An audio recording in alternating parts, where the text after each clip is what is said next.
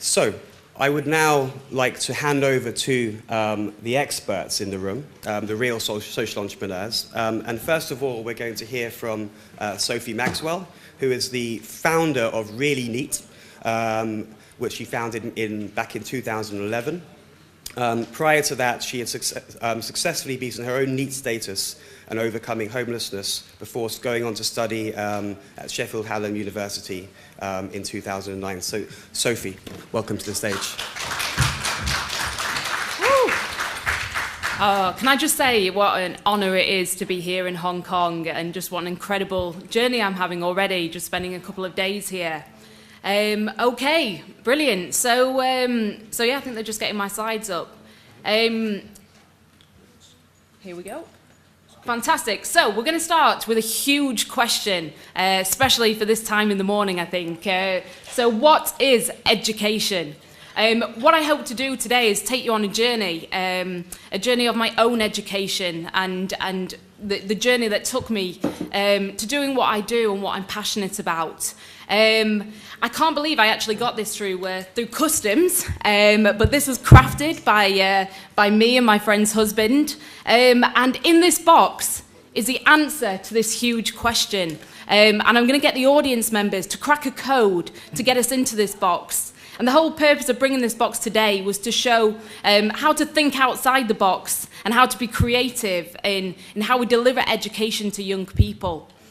Okay, so I don't know how to turn on to the next slide. There we go. So, where did my journey begin?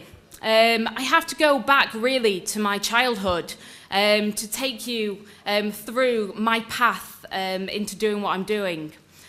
So I was born in the UK in a city called Sheffield. It's one of the largest cities in the UK.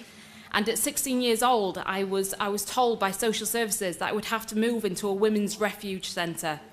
And I didn't know what a women's refuge centre was at that time. And I moved into the women's refuge centre and I was given a flat. And at 16 years old, I had no idea how to look after myself. I wasn't seeing my family, I was on my own, I was isolated. And there was two people that lived next door to me. And they moved into my flat at the time. And I was 16, they were 24, 25. And, you know, they just introduced me to a whole world of drugs that, you know, I'd never even heard of before. And it very, very quickly went downhill. And by the age of 17, I was taking heroin. And, but I look back on that time and I think, wow, I was actually very, very lucky in the face of something very, very tragic.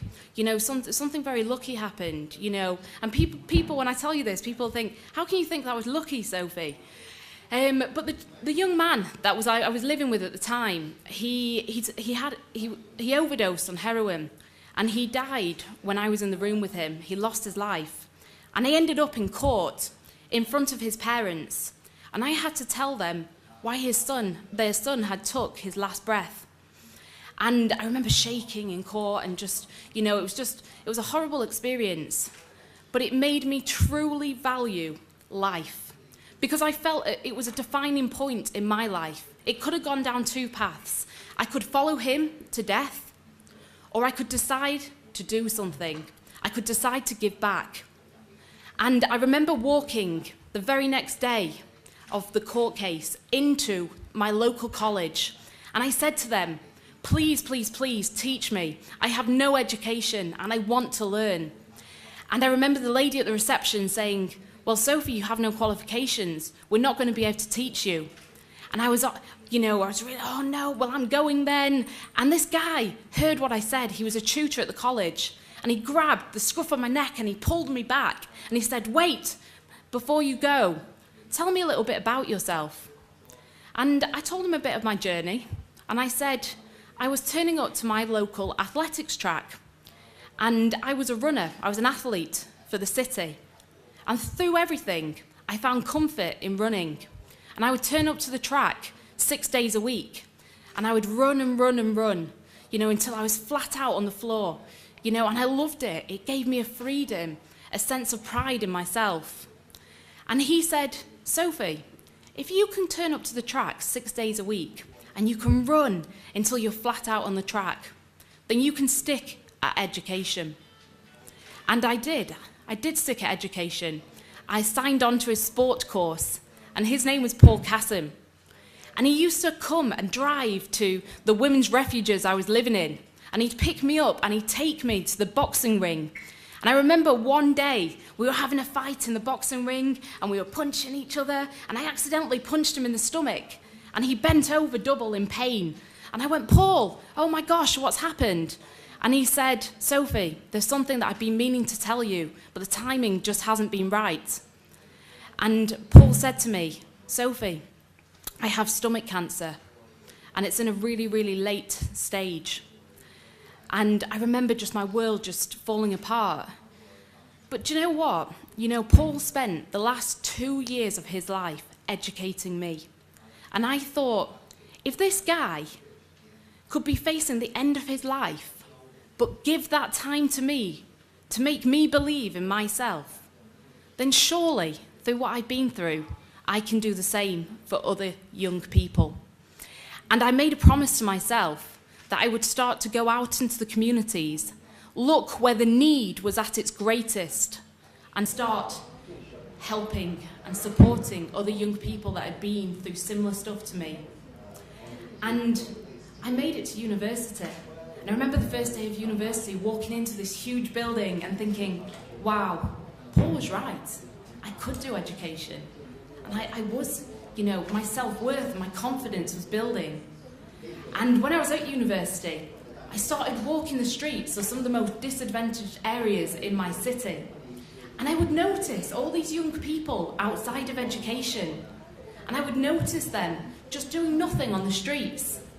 And I started talking to the young people and finding out their own stories and what had took them to the point of crisis, that they were no longer in school.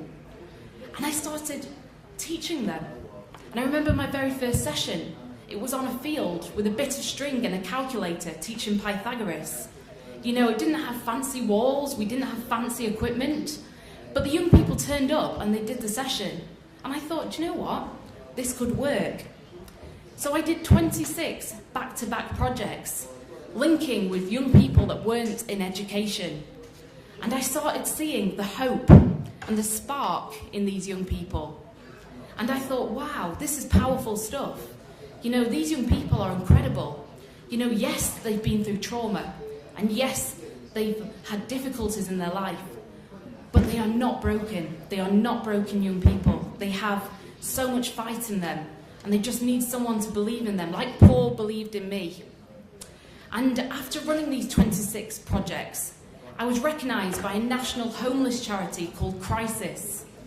And they gave me 2 national awards for a homeless person that had changed her life around. And I started to build this idea that the young people that I was working with needed more intensive support, longer term support. And in the back of my head, I started to think about running my own college. I didn't know how I was going to do it at that point. But I'll tell you now, there is nothing, guys, that you cannot Google. I tell you now. And I used to go to the meetings in the early stages, and they'd use these fancy words, and I had no idea what these words meant, but I'd write it down on a bit of paper, and I'd Google it afterwards, and then I knew what the word meant for the next meeting. And boy, it's been such a journey. And it's took me to some very unusual places, I think. But 6.5 years on, from my initial idea to walk out on those streets and help those young people, I've built a team of 13 staff members. We now support over 170 young people a year. Young people that are homeless, young people with mental health issues, learning disabilities, young people that have been through the care system, young people that perhaps feel like I felt back then, lost, not having a passion, not having a vision in life. I think that's so important, having that passion and believing in yourself, and not letting your life experiences stop you achieving from what your potential is in life. And last year, it was an incredible year for me last year. All these incredible opportunities presented themselves.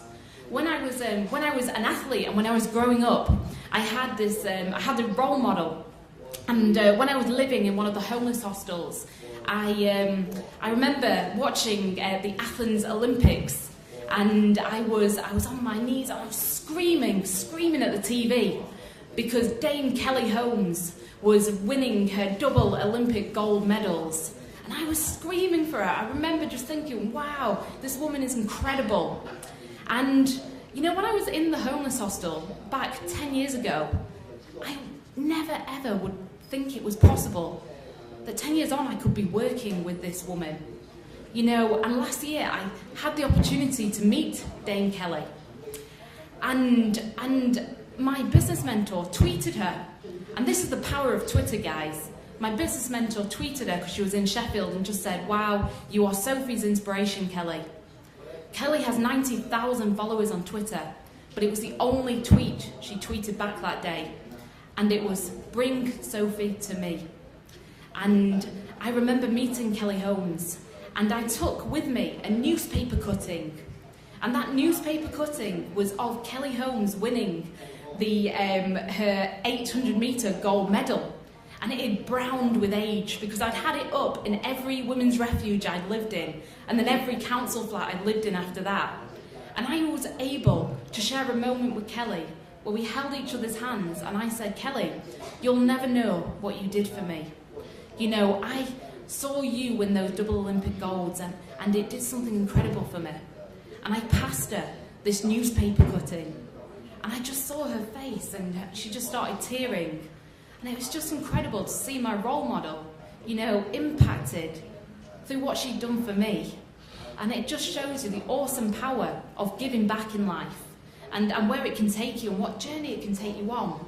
So if any of you in the audience are thinking, should I be a social entrepreneur? Should I do something? Where will it take me? I'll tell you, it is a powerful journey. Don't do it because you want to, you know, build an empire. Don't do it for any of those reasons. Do it because you have this will and drive inside you for change, for seeing change. You know, I think, guys, the message is that, you know, everyone's journey in education will be different. You know, and that is okay. I'm gonna bring you back to my wonderful creation, my box. So basically, I need your help as audience members. There's a bit of participation here. Basically, I need you to solve the code to get in my box. So you'll see there's a list of numbers at the top. They haven't used my newest presentation because I did actually have Cantonese numbers underneath, and I thought I was being really clever, but they've took them off, so I probably got it wrong. So there we go. It's a 4-digit code. I need you to solve the code, and I need an audience member to come out and get in my box so I can tell you the answer to the big question at the beginning of my speech. What is education?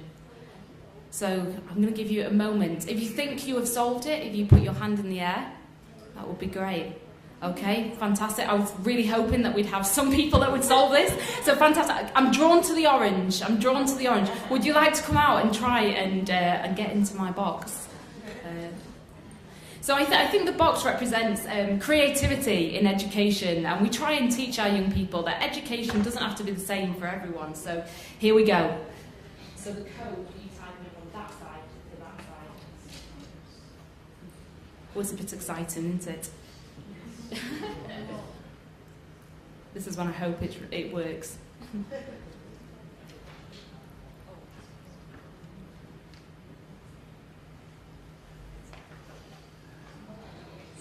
Okay, do you want to pull it? You pull it down. Yes, a round of applause.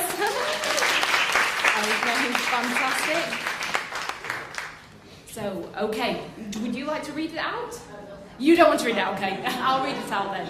Okay, so the answer to the big question, what is education?